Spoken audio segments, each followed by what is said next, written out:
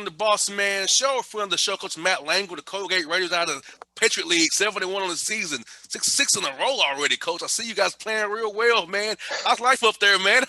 Winning streak, man. And we got about a foot of snow in the last 2 days. So other than that, life is pretty good. We're our students are all back on campus, and classes have started. So we're off our winter break routine, but trying to keep the mojo going and find a way to continue to play well. Now, how tough was it for you guys with the league canceling non-conference games? So now this is on your 8th game you've played when you get this weekend here. So how was that whole period when you couldn't play games doing non-con, a lot of practice maybe, and the players get kind of bored with that, having to go to the practice thing there every day without playing? Yeah, it's a really good question. I think in some ways it's a coach's dream to not have games to prepare for and just to be able to coach your team and find ways to help them get better. Obviously, we remember what it was like to be players, and we're sensitive to that. We got a little bit longer break. The guys got away around Thanksgiving for a little bit longer, get home with their family and loved ones than they normally would.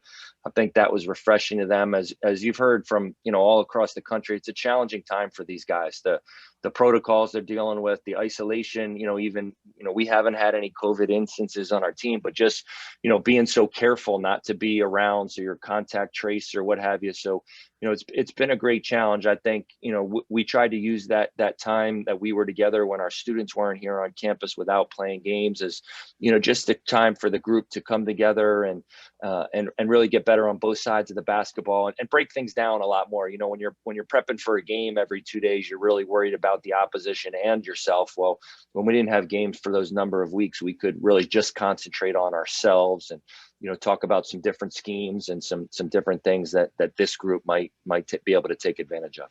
No doubt. And having your guys leave you in March there to go home, academically, Colgate's a great school. So how was it from going virtual, from being on campus with study halls and the academic advisors with them on campus there to being away, having a coach having to help your young men out for us, keeping them with their grades and the academic advisors? How was that for you guys when they was away from you guys, kind of keep them grades up? I know Colgate's a great school, great education.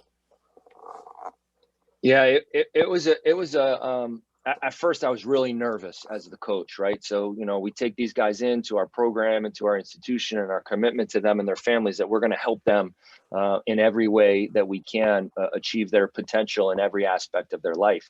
And now all of a sudden we're not with them every day. And in fact, the only way we can see them is like this over the computer. And so, I was really concerned, and guys were going back to all different types of situations, different parts of the country, different family situations. What I realized, I knew, but what I really, was able to take from this is we're really lucky. Our basketball staff, our Colgate basketball family is our guys come from great families. And so while we weren't there to support them in person every day and could do what we could remotely, they all had great support systems at home. Great family lives, great mentors, great parents, great siblings. So I didn't I've talked to a lot of coaches across the country. They're worried about their guys, where they're going to get their meals and where they're going to sleep and and some things like that.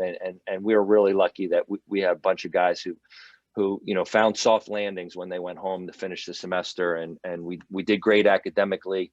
And I credit those families for helping our guys, helping their sons really, finish that thing strong when everything was so abruptly, ended there in the springtime. And trying to stay connected, Coach, when you're away. I know Zoom for me is like weird and different. I wish I knew how it was. I would have bought stock in it before it blew up. Yeah, we'd both be rich. You know what I'm saying? But I think it's good that you guys use Zoom to kind of be together still, even though you couldn't see each other every day. Because with things going crazy in our country, Coach, you needed that togetherness and that weak mentality to get through the tough times. Yeah, there's no doubt about it. I think that as I reflect back, our first year guys, who are freshmen now, they weren't able to get on campus. They weren't able to, to be here in the summertime to get to know their teammates. But the flip side of it is they spent a lot of time interacting, over the Zoom. We had a lot of meetings, and, just with the circumstances of our country and everything that we went through and the social injustices and, we had a lot of really serious conversations, lot of really deep conversations. And I was really proud of our group for one, listening, two, educating themselves, and three, being able to speak up and speak out and share some of their feelings and experiences. And I think when you're able to do that as a group, even when you're not in person, it can really help the group come together. Most teams call themselves a brotherhood, right, or a family.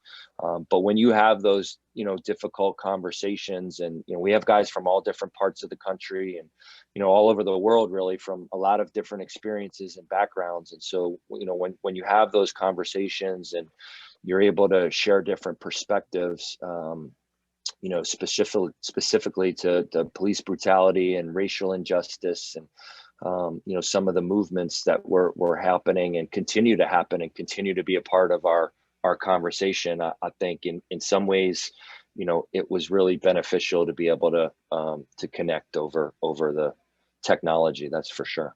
It was cool that your team is so diverse, Coach. I kind of led me to my next point: how diverse your team is. Your team is America.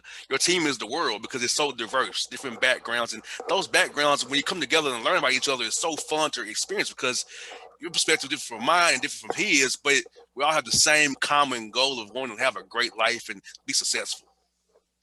Well, and for me, it's one of the great things about athletics. I appreciate you bringing that up. Is we talked about within our group that a lot of non-athletes and maybe even non-team sports, young people, that they don't get to experience. We automatically have a common goal, right? When we sign up to be a part of this team, we're putting team over self. We're adopting the pillars of and standards of our program.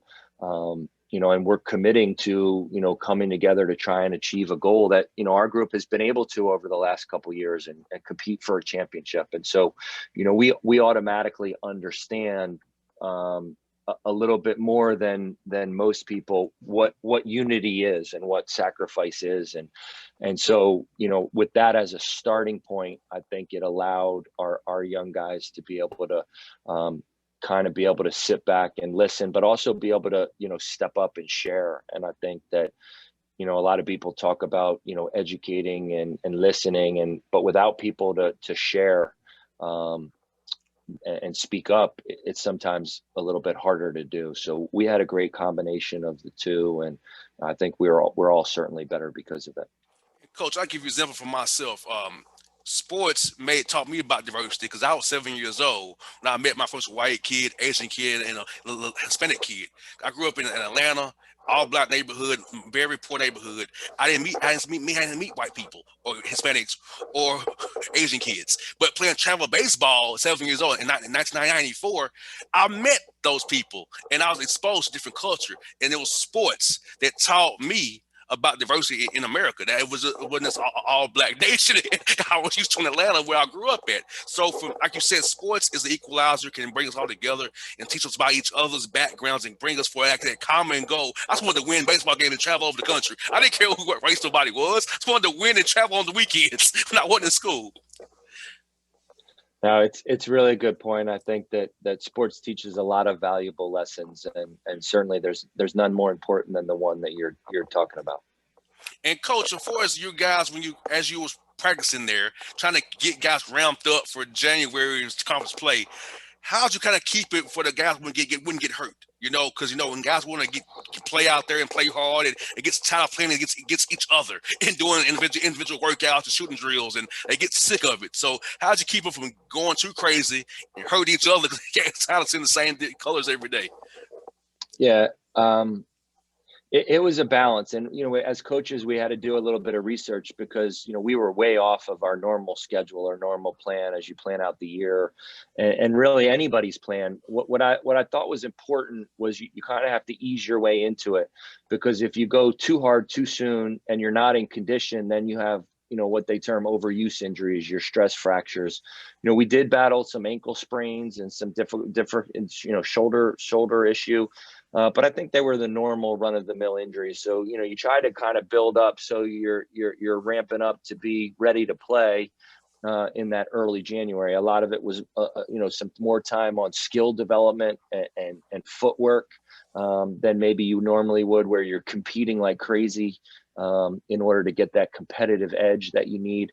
But I think a good balance. And then, just we have great leadership within our team. So as a coach, you rely on that captain's group, those guys who are experienced, of saying, sitting down and talking to them and listening to them, of seeing of how they're feeling and where they're at mentally as well as physically, because I think that's been a big part of this, as we all have, tried to do something that's abnormal for what we're used to. Now, the prep week, how has that changed playing these games back to back for his recovery on Monday, Tuesday, and preparing on Wednesday, Thursday, and Friday? How has that been this year for you guys? Yeah, it's a huge difference. I mean, once you get in conference one, you're a little bit prepared in your rotations, and you've kind of established your identity as a team because of the non-conference games, like we talked about. But two, now you're not playing on a one opponent on Wednesday and then one opponent on the weekend. You're playing the same opponent on 2 straight days. So, for us, it's given us a little bit of more time. Saturday, Sunday, the guys are pretty fried, so you got to take Monday off.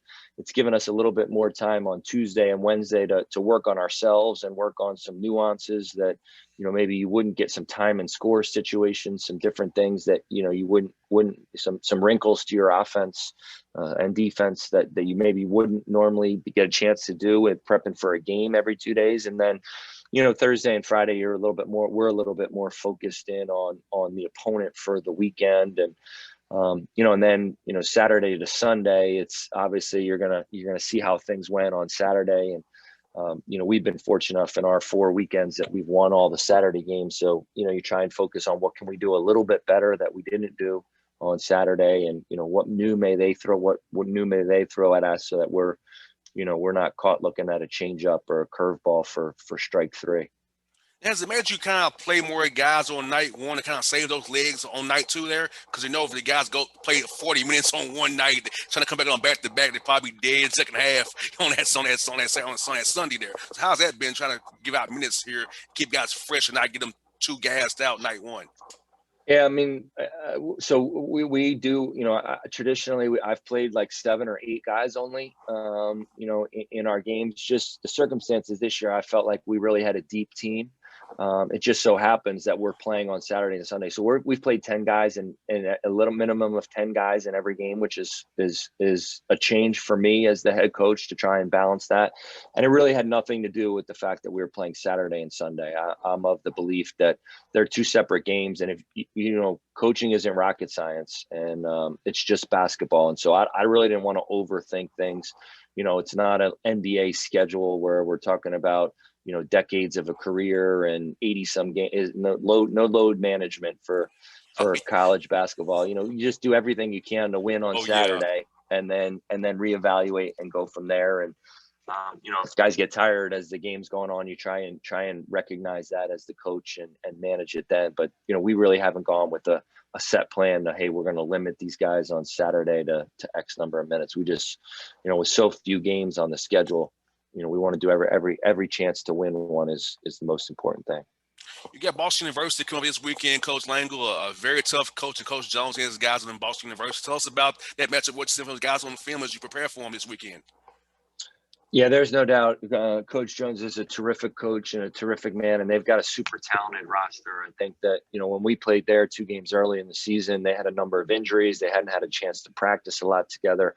The 2 convincing wins that we had, I don't think are representative of their roster and their potential. So, they've had a couple weeks now to get ready. They didn't play last weekend, so they've had a couple weeks to, a full week to kind of focus on us and have a plan. And I expect that, both games, Saturday and Sunday, we'll really have our hands full. They, last time they were here, they won the championship. It was one of the last games played in 2020, that 2020 season. So, I think that, there's a lot of memories for them and for us. And I think both teams will be ready to go. And Coach, how's recruiting for you via Zoom? I know you like to get in families' homes and see them in person. So how's recruiting via Zoom? Show them the great Colgate campus via Zoom, and is this something you keep on doing down the road here? Yeah, I mean, I think our belief system as a staff is that we're always trying to grow and learn and develop and add to what we do. So, certainly I think that, using technology and, video presentations and watching some video and showing campus digitally is something that can be effective for us. We are, like you mentioned, we're up here in upstate New York. We're not that close to that many major metropolitan areas. So, there's not a lot of people that can, on an unofficial visit, quick pop in and pop out. So, I do think it's something that we'll continue to use moving forward. But, at the same time, there's nothing like face-to-face conversation and interaction. And so, to really get to know a youngster and their family, and for them to do the same about us, because I think that's equally important. It's been a great challenge, and I think the ramifications are still to be determined of how that's all going to shake out with young people having to make decisions, and schools having to make decisions without really ever getting to spend significant time face to face. Last one for you, Coach. What was your quarantine hobby? Mine was playing the guitar and doing a lot of hiking. So, what was your quarantine hobby this summer here? I'm a little jealous of you. I wish that I could have picked up an instrument or read some more books. I've got she's now 13, but I had at that time when we were in quarantine a 12-year-old daughter, a 10-year-old son, and a 6-year-old son. So we spent a lot of time together as a family, whether it was playing board games or card games or reading books or chasing each other around the house, or going for long walks, or to play soccer on the empty soccer field or what have you. So a lot of family time, and I think we learned a lot about each other, good and bad, and we're better for it for sure. Coach, thank you for your time. Hey, shovel that snow out. I stole some of that snow, man. I'm glad it's up there and not in Atlanta, man. We'll shut down real soon if it snowed that much here, buddy. We wouldn't be doing nothing for a whole week. I appreciate it. You stay well. Hey, Coach, be good. Talk to you soon now. Take care. All right, bye now. Bye bye.